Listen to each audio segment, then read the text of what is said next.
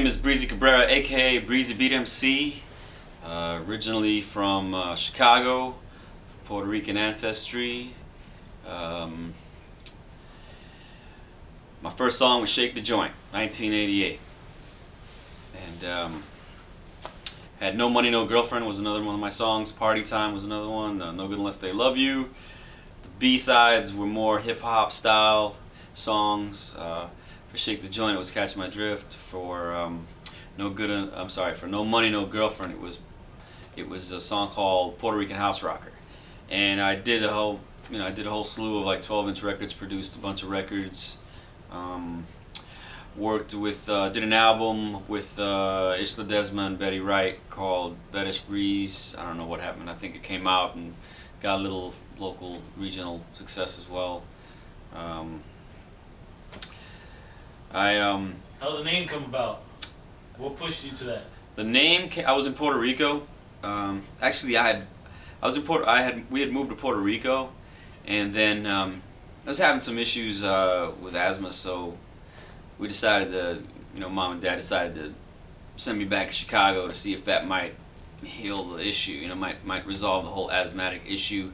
When I had gone back to Chicago, I had always loved hip hop, and I loved rap and just the urban sounds. So I think that just kind of like just really put a fire under me to want to create rap music, because I felt I was pretty good at rhyming and coming up with stuff, and I just felt like I had this vibe for hip hop. So when I went back to Puerto Rico after that brief spell in Chicago, I like everybody else, we were looking at music videos, and that was like the new thing, MTV, and rap was such a new thing.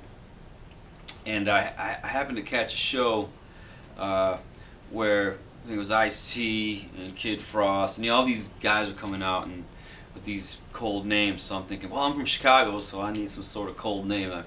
I guess best I could come up with was Breezy. So Breezy, but it just couldn't be Breezy, so it was like Breezy Beat MC, and and that stuck. I kept it like that. I thought that had a real good ring to it. I would do like these what they would call disco parties in Puerto Rico, and get on the mic and rap and improvise and get people going, or basejo, throw your hands in the air, all that stuff. So how'd you end up in Miami? Miami came a little later. I don't know, about a year later, where my dad decided he was gonna get a job in Miami, and kind of move us all as a family over to South Florida. I guess for economic reasons at the time, and it was probably also for the asthmatic issue and all that. So when we got here, I was already convinced that I wanted to be like a hip hop star or something, or a rapper professionally. I'm not sure to what degree, but I was looking out to battle as many people as I could, I guess as many rappers as I could, and I wanted to be involved in contests and be a part of as many contests as I could. And as soon as I got to high school, I did a Christmas show.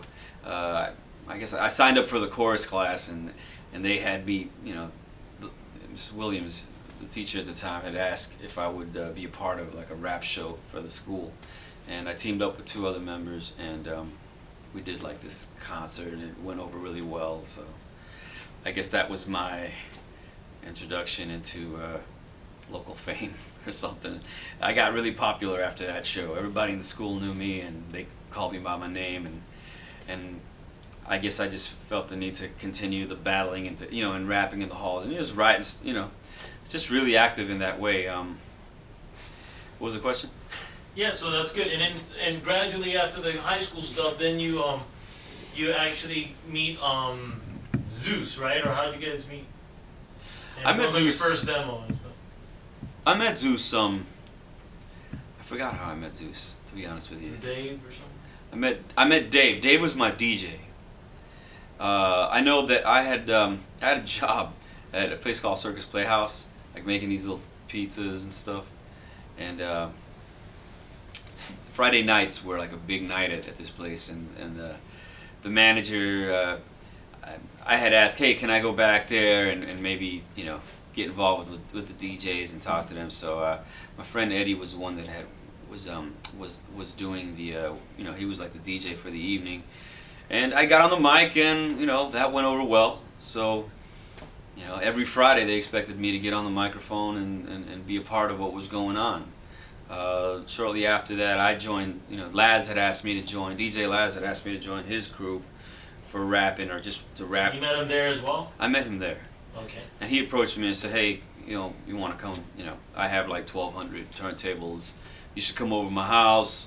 Got a microphone for you, the whole nine." So I decided that, went over there, met him, and we hung out and we did a little freestyle session, rhyming and the whole nine, and it, went over well. We did some shows over at, some battles.